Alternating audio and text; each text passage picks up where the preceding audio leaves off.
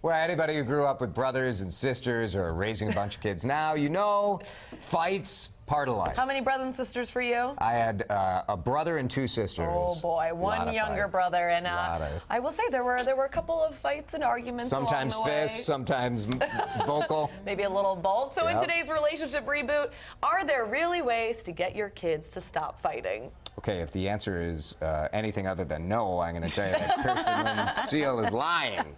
They're going to fight. Would I lie to you?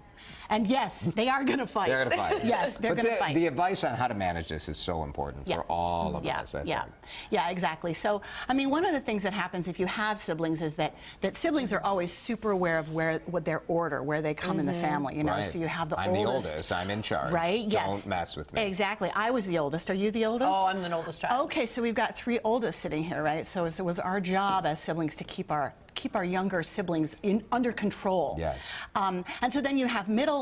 If there's a middle child, the middle children are always saying things like, "What? You know, do I not matter at all?" And then the youngest ones are always saying, "Why can't I do this? Why can't I do that?" And blaming things on the older and the middle. That's why you say to kind of figure out separate identities. Do you think it falls into that mode, or do parents need to do a little bit more to kind of mitigate that? No, that's exactly right. So because kids set it up, they sort of look around them and they see where they fall in the family hierarchy. It's really important that we don't lean on that too much, that we don't sort of say, well, because you're the oldest, blah, blah, blah. I mean, there are a certain amount of privileges, say, that you get as the oldest child. You get them first, but you also tend to get parents who are, tend to sort of, you're the first one they're practicing on. By the time they get to the second and third, they're a little bit more flexible, you know. Right. But the thing is, if it's their only identity, that's not helpful. So as parents, what you want to do is you want to try to really help kids, like, tell them what their good attributes are. They'll know, you know, you're a good artist, you're really kind, you're good with animals. And so that to start having them be able to develop a separate identity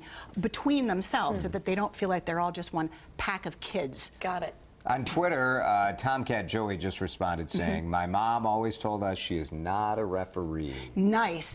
Perfect. Thank you so much. And that speaks to sort of the second bit of advice, which is, in a way, I think one of the hardest things. Try really hard not to referee the arguments between your kids. Now, obviously, if they're going at each other with fists, you're going to want to step in. But the idea is that you want to teach kids how to have good relationships with their siblings. And if you're always going in and messing with things, then that doesn't give them any opportunity to learn how to do that. Work it out. It can be very hard for parents to, you see your kids maybe when they're younger, they are the best of friends. They get along really well. Some fighting, but then maybe there's a little bit of falling out when they get a bit older. And you say that's normal. The relationship, they just go through those ups and downs. Yes, exactly. I mean, all relationships go through times where we feel closer, we feel farther apart, and kids need to understand that that's a normal part of life, and that just because they're siblings doesn't mean they're always going to really like each other, that they need to love and respect and take care and be kind to each other, but they're not always going to like each other, and they're not always going to get along, too. I was talking to my friend Jen about this yesterday, that we have noticed our children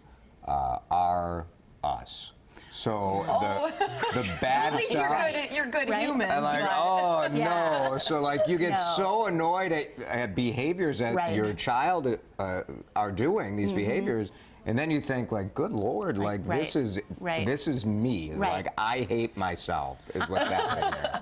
Well, I would argue for some self-compassion. We did a segment on that some time we'll ago. Rewatch it later. Yeah, rewatch that later. But I mean, the thing to do is when you do see behaviors in your kids that you don't like, really go and look in the mirror and say to yourself, am I doing some of this? I mean, you know, it's the sort of the idea of the parents saying to the kids, shut up, I told you guys to stop yelling at each other. And you're like, okay, well, you just were yelling at them, right?